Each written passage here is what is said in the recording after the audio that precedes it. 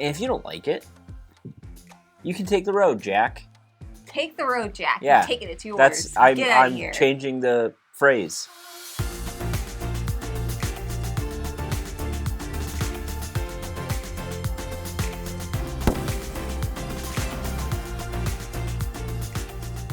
Hello, everyone. Welcome back to Foster the Meeple, a channel all about board games. And Jamie being sassy. Well, Jeff is being sassy. Jeff is always like, you're being sassy. But really, Jeff is being sassy. Jamie doesn't have any ability to hold herself accountable. And neither does Jeff. Every We're very similar. Every time I'll be like, "You're being sassy." She's like, "No, you're being sassy." You are being and sassy. we're not even talking about me. We're Jamie both will very always sassy people. Jamie's Jeff. will always be like, "Yeah, but you." Yeah, you. You always. And you always. do that too. No, I don't. We are the same I don't. in that way. Yeah. No. Okay. I'm gonna put my finger right up your nose. And there's nothing you can do about it.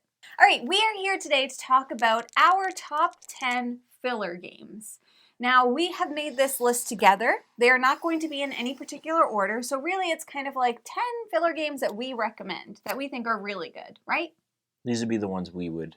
These would be the ones that for we the most part, reach for. Now, if you're not sure what a filler game is, it's something that you pull out when you've got like 15, 20 minutes. Maybe it's the beginning of a game night, in the middle of a game night, or at the end when you're like, oh, we don't have much time left. Like, let's just grab this and play it quick.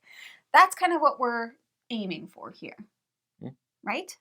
Yeah, I was going to say, or like sometimes when you're playing games and you just played a chunky one and someone's like, I need a break. I need a mental But maybe break. like 2 or 3 people are like, I'm good. You just pull one of these bad boys out. Pull one of these bad boys out. Exactly, Jeff. So some of these on the list you're going to expect to be there because we talk about them all the time. But I think there's some on here that we don't talk about as much. Or haven't in a while. Exactly. So let's get started. And at the end, we do have a couple honorable mentions. Jamie cannot. Jamie has an inability to make an actual list. No, people want more options, don't you? You're not. See, you're doing it again. What? You're putting it on them. They want more options. It's not. It's about you, though. We're talking about you. Would like more options. I'm doing this for you. You're welcome. All right, the first one on the list. Jeff, why don't you talk about it? Sure. We've talked about this one a ton. Yeah. I would say this one comes out more often than... This is the ultimate filler game for us. Yeah, I think this is probably the filler game we pull out the most, and that's Sea Salt and Paper. Sea Salt and Papes. Sea Salt and Paper is a card game, a small box card game, where you are trying to race to 30 points, depending on player count. Yeah, it's like 20, 30, 35, 40, and 40. Whatever. And you're doing that by either getting sets or pairing cards together to activate their abilities. It's pretty straightforward. You're doing one of two things on your turn. You are going to either draw a card and discard it or add it to your hand. Or you can take one, draw 2 cards, take one, put the other one. I wasn't listening, that's why I didn't correct. Put the other one in the discard. There's 2 discard piles. Or you can take one of the cards on top of either of the discard piles and add it to your hand. I guess where the meat of the game is in each round, once you hit 7 points, you can either stop the round immediately and everyone scores their points that they have in their hand, or you can say last chance. And last chance is kind of like a gambling aspect of the game. If I said last chance, I'm hoping that I have the most points in my hand. If I don't, I'm going to score less points. If I do, I'm going to score more points effectively. So you're risking the chance of scoring more points and all of your opponents not scoring their full hands. Yes. Essentially. And again, you're going to keep doing that until endgame is triggered. At whatever the threshold is, depending on player count. It's very straightforward. It's very simple. It's very, very addictive and very fun, and a very, very good production for a card game. Like I remember when that first came out, we were looking at the art, and it's like all origami. Yeah, it's really cool. Animal art. It was really cool. Yeah, we love it. And there's an expansion, more salt, which is great. And one thing that I love about this game is that, like, if the deck runs out, nobody scores any points. And so some people, you'll start noticing them pulling more and more from the deck. You can also win outright, I should mention. 4 mermaids. There's 4 mermaids in the entire deck. And if you get all 4, you win the game, no matter what. I've never seen it happen. Michelle says Michelle says, so Second Star to the Left, go check them out. Michelle at Second Star to the Left said she's done it. Yeah. I don't believe her. Did you, Michelle? We didn't witness it with our own peepers. I don't believe her. I believe you. All right, the next one on the list is kind of a new favorite for us. And this was on a recent list that we did for games we're obsessed with, and that is Mountain Goats. Yeah. Mountain Goats is from All Play. And it is, once again, just a very straightforward dice chucking kind of game. So you roll 4 dice, and then you can combine those dice in any way that you want, so long as that they create a number between 5 and 10. So you could have a 5, you can have another 2 5s to create a 10, and you could have a 6 to go up a 6. There is a mountain 5, 6, 7, 8, 9, 10. And the numbers that you pick, you're moving your little mountain goat up that mountain. Once you reach the top of the mountain, what? Nothing. Why are you laughing at me? I'm allowed to sit here and experience. You're judging me. I am allowed to sit here and experience my life the way I want to experience it. And if I have something that I want to chuckle about, I'm going to sit here and chuckle. But what was it? Doesn't matter. Tell me. No. Please. No, you don't get Please. to. You don't get to know. Is it because I was doing this? No. So you're going up different portions of the mountain. Once you hit the top of a number, you get to take a little token, which is going to be points. If you get one from all 5, so 5, 6, 7, what? What? You keep looking at me. I'm not doing anything. Judging me. I'm not doing anything. If you collect a set from 5, 6, 7, 8, 9, 10, then you get to take another point token, and you're going to continue doing that until 3 of the mountain point tokens are emptied, or the pile from getting 3 sets is empty. It's 3 or 4 sets. And then whoever has the most points wins. It's super quick. It's super simple. So anybody can play it. You could teach this game to anyone. And it's really, really fun. And it's not like push your luck per se, even though it kind of feels like a push your luck game. It's definitely like it plays like Can't Stop. That's why I think. Yeah, it's weirdly like strategic, like for how simple and quick it is. Next up, we have a small box card game that we haven't talked about in a while, I feel like. Yeah. Because this is kind of... It's a filler game, but you need a bigger group, I think. You can play it with 2, but we wouldn't. Yeah, I wouldn't. Yeah, I think that this is a filler game, but you have to be like at a con or something, I feel like, for the best experience of this game. And that is Nana. Nana is the only and true iteration of the set collection game known as Trio. Play Nana. Nana's cuter. In Nana, you are trying to get sets of one number. If you get 3 sets of numbers, you win the game. Or if you get the 7th, you win. So or if you calculate to 7 with your sets. Or if you calculate to 7 with your sets. What I mean by that is if you had a set of 4 instead of 3, that would count to 7. You would win with 2. So there's 3 ways to win the game. You have 3 of any number.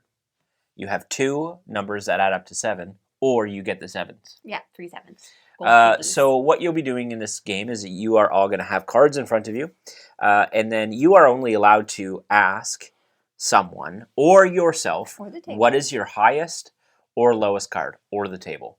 The table's going to have a grid of like 6 cards or something in the middle. So you could ask, and then they reveal what you've asked. So if Jamie was like, Jeff, what's your highest card? And my highest card was a 12, I would reveal it.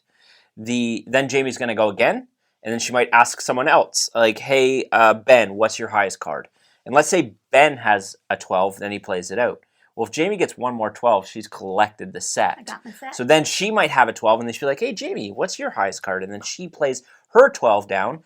She would have 3 12s. She adds that set to her one of 3, effectively what she's trying to do. But again, you are only allowed to access the minimum card you have and the highest. Lowest and highest are the only questions. Is just random, though. The lowest and highest are the only cards you can ask for. Or you could ask the table, like, hey, table, what's this card? And then you'd flip it over. So what's happening is people are gaining information as more people ask questions to each other and the table in order to get those sets in front of them. Correct. Essentially, is what's happening. It's amazing. It's so simple, but it's so much fun. Everybody likes this game. Yeah. Yeah, it's a perfect filler game. And the box fills your pocket. What? All right, the next one on our list is a game that we haven't talked about in a while, but it is a game that you love. Do you love this game? I love this game. I'm not as high on it game. as you are. I think it's good. This is My Shelfie. And My Shelfie is essentially like Gamers Connect 4. It's got a bit of a toy factor in it, which I love. And it's something that has a familiar system that people who maybe don't play a lot of board games know, because everybody knows Connect 4. You think My Shelfie's more gamery than Connect 4? I feel like Connect 4 is way more like intense. Yeah, but abstract. Connect 4 has 2 rules, right? Whereas this one, there's also goals and there's whatever. So anyways, in My Shelfie, you have like a 3D grid, essentially. Now I'm judging. Why? What would you You call have it, a Jeff? 3D grid. Well, you do. A 3D grid. And you are going to be taking tiles from like a center board, basically.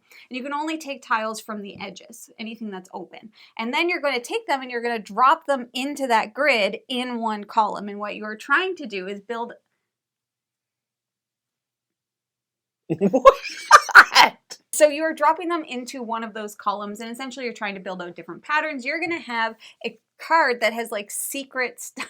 You're so intense with your hands. And I'm sitting here, I'm just like this explaining games, and you're like, well, that's I don't know if I've ever noticed how intense you are. Visual. This is a column.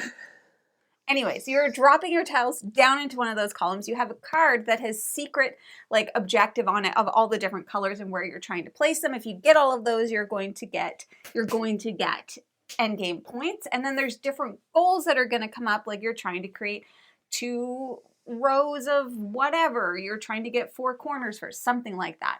And that's what you're doing. And you're basically continuing to do that until somebody has filled their grid. Yeah.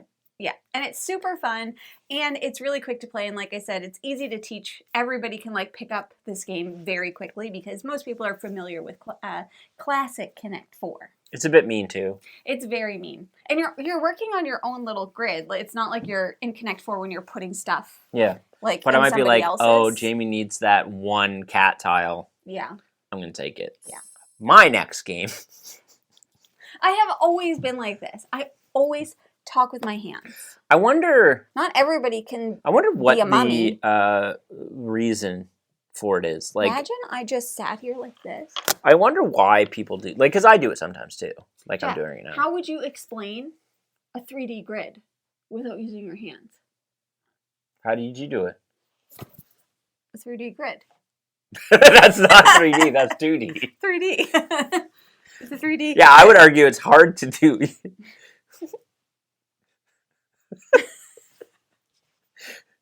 It's about yay wide. Okay. All right, next up is a game I referenced earlier, similar in style to Mountain Goats. I think this is like the classic filler game, really. Ultimate filler game. And that is Can't Stop. Can't Stop is a push your luck game with tracks from numbers 2 to 12 on it. And what you're trying to do is get to the top of those tracks. The first person to get up to the top of 3 of those tracks is going to win the game. Yeah. Where the push your luck comes in is you are going to roll dice in order to make those dice add up to the certain tracks that you want to go up. Mm-hmm. If at any point you roll and you are unable to go up the track, you bust. And you go to the bottom of that corresponding track or any track that you have moved up during that round. Mm-hmm. You are allowed to also stop. So let's just say I'd rolled dice and I'd gone up the 7 track twice and the 8 track once. I could choose to stop, save my progress essentially on that track, and then pass the dice. Or you can continue to push your luck and hope you get to the top. But again, if you bust, you go back to your positioning at the bottom of the track. Correct. The name of the game, though, is Can't Stop. Yeah, it's super great. Anyone can play this game. It doesn't matter what your... Jeff's mom loves this game. It doesn't matter what your game... Like, literally anyone can play this game. You could play with just a little piece of paper and some dice if you wanted to. Yeah. It's very, very simple. It's very easy, very accessible, and honestly very enjoyable. Very. We love it. The next one on the list is like one of our classic filler games for us, and that is Fantasy Realms. This game, ever since what? Okay, I'm sitting on my hands. It's not going to take long. So, Fantasy Realms is a card game, and it is a game that since we discovered it, what? Now you don't like you this look either? like a ding dong. No, I don't. This is what you look like, you ding dong. Fantasy Realms is a card game where you are going to be, and we play this at 2 players a lot, so it plays a little bit differently when you're playing with multiple players. But essentially, you are going to be taking cards either from a grid that's in front. I have to use my hands. I'm sorry. You're either taking cards from a grid that's in front of you or from the deck, and you're kind of exchanging cards that you have. And you're going to continue doing that until the end game is triggered, and which time you are going to be scoring all of the cards that you have in your hand. Now, the cards that you have in your hand are going to be scoring off of each other. So you're essentially trying to create the most optimized hand that you have. And the deck of cards is quite large. So you may be spending your entire game looking for a very particular card and never get it. And you could be basing your entire strategy off of that one card, which happens all of the time. But it's very quick, and the gameplay itself is pretty simple. However, like scoring well is not, because if you don't know the cards well and how they trigger off of each other, you kind of need to know what's coming up.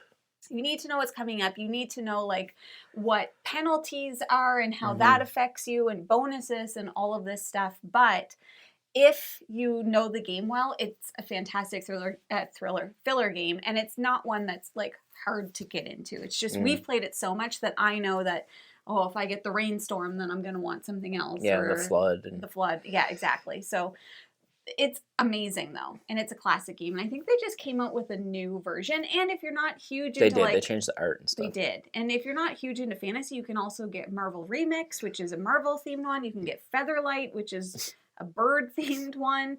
So there's lots of options. What? You might hear a little burp on my mic. I'm sitting here and I went burp. This video is chaos.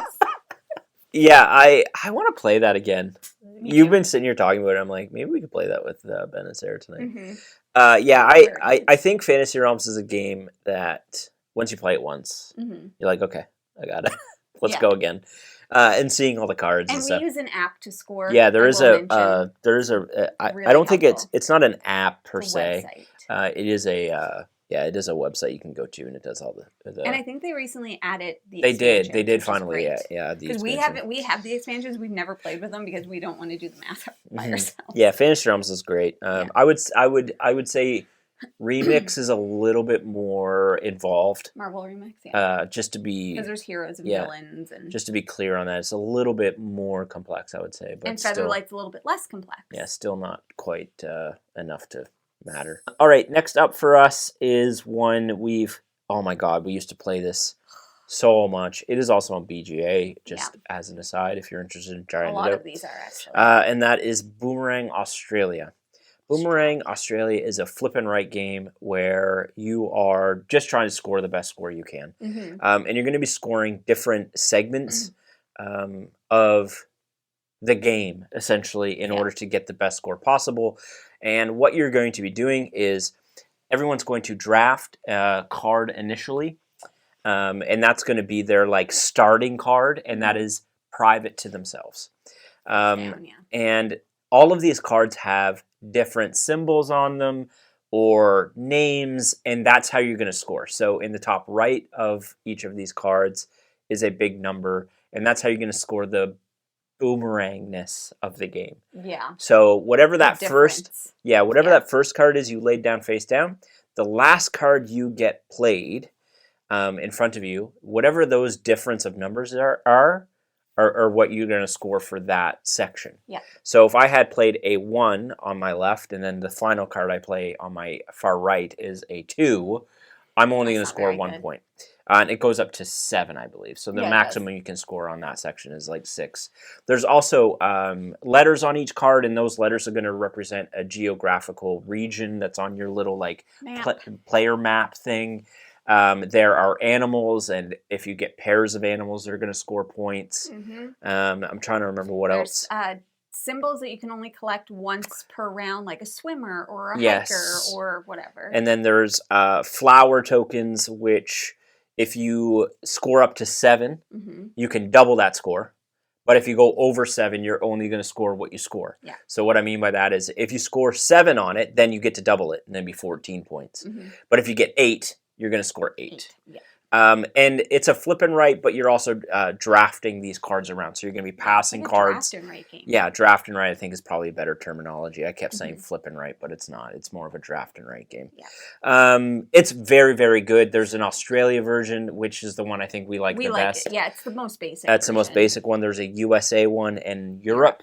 And I think it goes from complexity of Australia being the easiest, Then Europe being the second, and USA being the most complex. Mm-hmm. But none of them are overly challenging. No. But Australia just hits a sweet note of simplicity that we really, really, really enjoy. And it's one I think most people we show this game to do very much enjoy it. Yeah.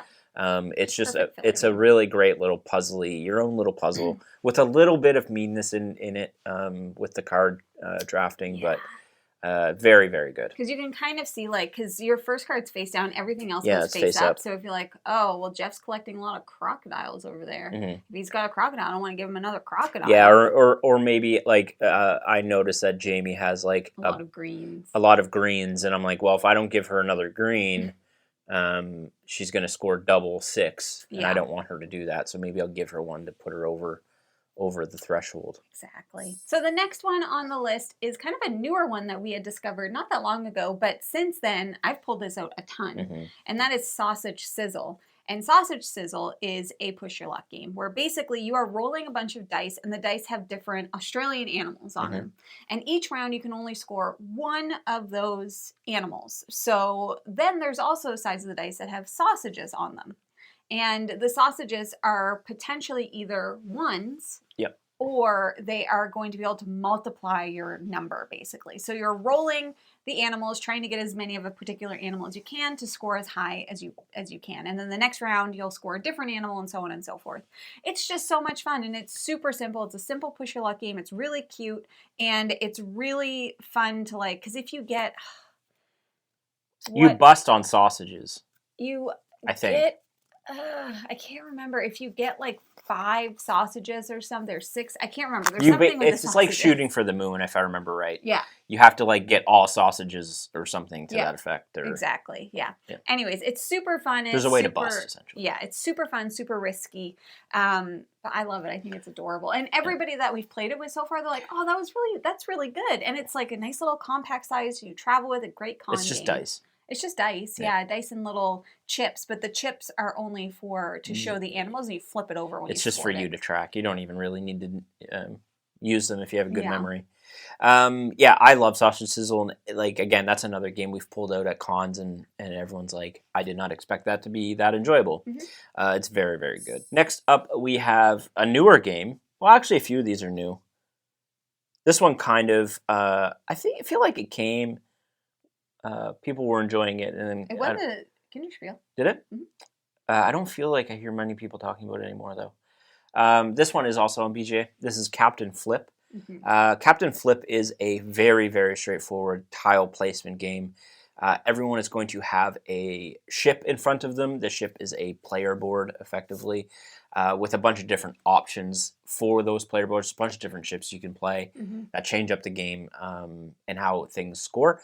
But what you're going to be doing is drawing a tile from a bag, and you have to place that tile how you drew it. Yeah, you pull it out. You look at the one. You look at the one side of it. Look at me, Jamie. Using my hands. You have to draw from the bag, okay? And then I'll be like, "Yep, you know what? I want that side. I'm going to place it down." Great, good idea. Or you flip it. You flip it, but guess what? If you flip it, you can't flip it back. And it might not be something you want. And each of the columns on the ship are going to score differently. One might be, have different token types in each space of this column. Or you can't have any gunners in this column, etc., etc. Or first one to score. If you get to the top of this, you're going to score bonus points, etc. All of the tiles also have innate abilities on them.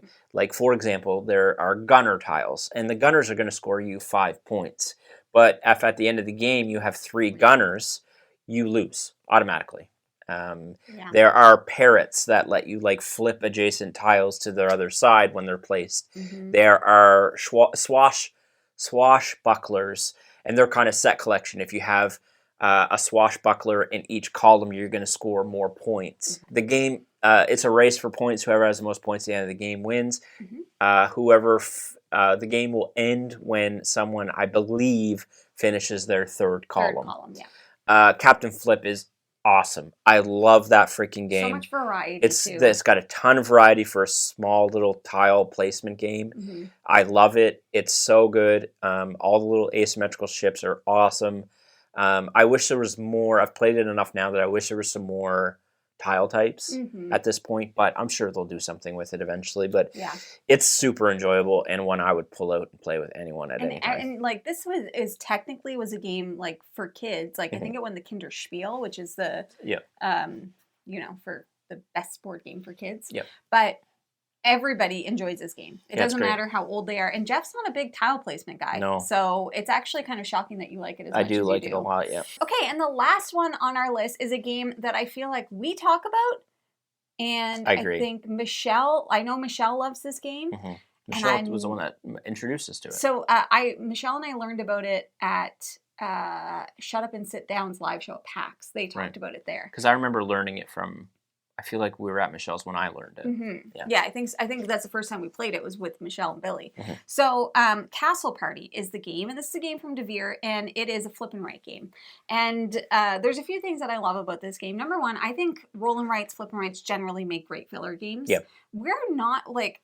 As I was looking through our list, we don't play actually a ton of roll and write games or even flip and writes besides like, I think we play a lot of the ones we like. Yeah. But we don't play outside of that. No, that's right. So, and this one, Castle Party, is like a perfect filler size because some roll and writes can get pretty chonked. Exactly. So basically what you're going to be doing is everybody has a little whiteboard in front of them and you are going to be flipping different cards that are choosing different cards that are different types of monsters that you're inviting to the castle for a party. There's witches and there's Frankensteins and there's ghosts and there's a werewolf and vampires and all of this stuff. All of these different characters have different shapes. And basically what you're doing is you are going to be flipping... Tetris shapes. Yeah, you're going to be flipping a Tetris shape, essentially, that are polyomino shape that you're going to be mapping out onto your grid of that character type.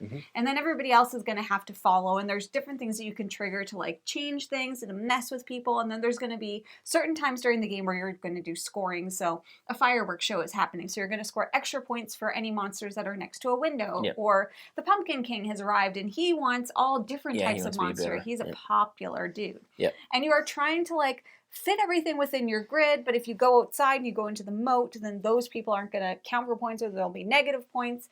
And that's all that you're doing, really. So you're kind of going around, and then, like I said, there is a way to be mean in this game and to kind of mess with people a little bit. But it's really cute. It's really fun. It's really simple. It's a great little filler game specifically during spooky season. We have really enjoyed it. We showed it to a ton of people, and it's one that I just feel like it's easy for us to kind of pull out and go. Yeah, I like it a lot. Again, another genre of games I don't like. Yeah, Jeff's not huge into really gravitate towards, but I very, very, very much enjoy that one. It's colorful. The art is phenomenal. It's cute. It's got a cool theme, and I love that they added the theme where so there is a moat around your castle and a bridge. If a character has to be drawn into the moat, it's negative points. But if they're on the bridge, that's okay. They're not going to score points. They're not going to score points, but you're not going to get negative because they're just waiting to get into the party. I thought that was really cool. I love when there's little twists like that in games. I think it shows that they cared about the design. But yeah, I love Castle Party. It's great. Yeah. And just a few honorable mentions, because apparently I can't make a set list. Have you ever made a list without... Who would do that? That sounds terrible. It's not what the people want. One I actually didn't have written down, but just came to me as Romy Rami. I thought of that. Yeah, because we're playing that right now. It's really good. Seaside is another great filler game that anybody can play. You could pull it out. So you're just like pulling out tokens. It's basically set collection. You're trying to get the highest stack. Very simple. Strike is an awesome filler game. Strike is a great filler game. Like everybody loves Chuck and Dice. The only thing so I considered Strike as well, Mm-hmm. but my only thing with Strike is you do need the box, Yeah. and it's big. It's bigger. I don't know. I always associate filler games with small boxes. I don't. It doesn't make any sense. Yeah, Captain Flip's not that small of a box. But it is. It's like this. Yeah, that's fair. Strike's a pretty decent sized box. Also, I feel like Strike can be so hit or miss. We have played with people who have loved it, and then we've played with people who have been like, Yeah, I've played. And so it's a little bit tougher. I've played that game where it was like 4 or 5 people playing it, and a whole room of people came to like watch, and it was like the rowdiest one of the rowdiest game experiences I've ever witnessed was these people playing Strike. Loose Caboose is one that nobody talks about, but I think is an excellent filler game. You're building out the train. Loose Caboose. I was wondering if you were going to do it. You're building out like the train tracks. You're rolling dice. You're getting caught into dead ends and all. It's great fun. Nobody talks about it. We love King Domino. King Domino is an excellent filler game. And one other one I want to mention is Bust and Stop, which is a Sashi and Sashi game. A little bit harder to find. I haven't played it, so I can't. We did play it when we first got it. Oh, Bust and Stop. I'm getting confused with the bigger one that you said you played. Oh, no, Let's Make a Bus Route or whatever it is. No. Oh, Come Sail Away. Come Sail Away. Yeah. No, yeah. Bus and Stop's great. It's great. You're just putting people on the buses and then letting them off at their stops. Yeah, you're basically. It's trying to score points. But those are some great options. We'd love to know in the comments below, what are some filler games that you love? Is there anything that wasn't on our list that you're like, oh, maybe you haven't tried this? Because we love filler games. I think that they're the perfect kind of game to have in your collection because they're not only like a filler game for a game day, they are often really good intro games for new people. They're really good games to just kind of pull out if you want to have a coffee game. My ideal game day now is a filler game day. No, is like, well, kind of actually. Yeah. Just with how my brain works, like I'm constantly having and feeling the need to do something different. Yeah. Like, and it's not just board games. It's everything in my life. If I'm watching a movie, I'm like, I want to play a video game. I'm playing a video game, I want to watch a movie. It's crazy. My ideal game day is like one bigger game, and a bunch of fillers, and then maybe one more bigger game. One more medium. I love going through a bunch of games in a day. I do too. It feels and very satisfying. It's less stressful, and it's not like a big teach, and blah, blah, blah. Yeah, I think my ideal game day is you pick 2 big games. 2 big games. Everyone kind of like learns it ahead of time, and then it's a quick little teach, and then it's just a bunch of fillers in between. All right, you want to play Sausage Sizzle? Perfect. I can teach this to you in 5 seconds. Yeah, I love a game that I can teach in like 5 seconds. Because like honestly, that's my favorite, and people like that too because some people can't sit.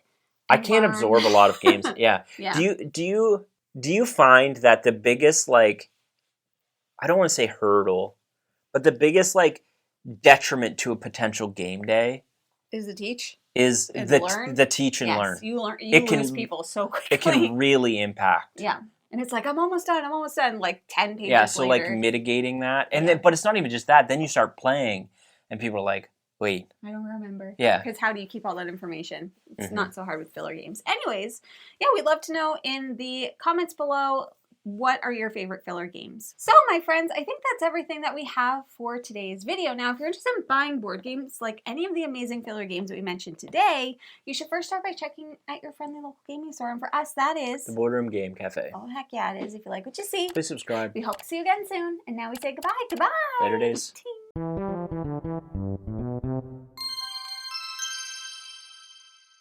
Oh, Jeffrey. Oh, Pam. Yeah, these are the worst spots right here. I'm allowed to look where I want to look. Wrong. Wrong again. Hello, Jamie, certain videos, I don't know if it's like a mood thing. What? Or what, but like certain times we're filming, Jamie gets like uber particular. Sometimes she'll just like let me be me. No, Other times she's like, you're not looking at the camera. Well, You're looking here. Is it distracting? You're looking here. When Jeff is like this? Listen, I am who I am. Like this? I am who I am, and I'm going to be who I am on camera. And if you don't like it, you can take the road, Jack. Take the road, Jack. Yeah. You take it. It's yours. Get out of here. I'm changing the phrase. You need those curved scissors that just go like this. Jamie's been obsessed with this curved.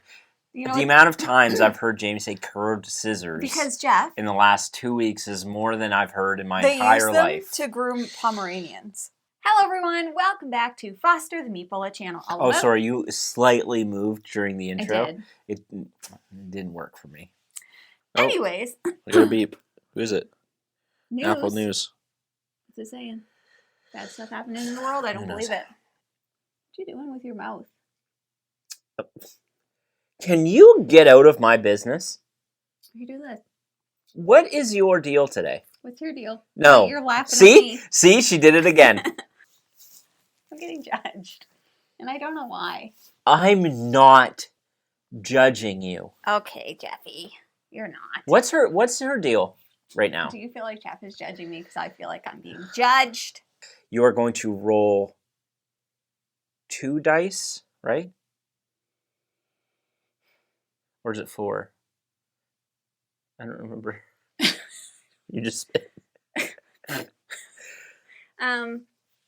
Doesn't matter. I'll do this.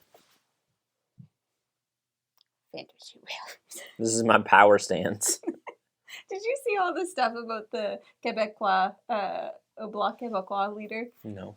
His power stance. He stands with his legs so far apart and like, that's a strong stance, my man. Nobody's pushing you over.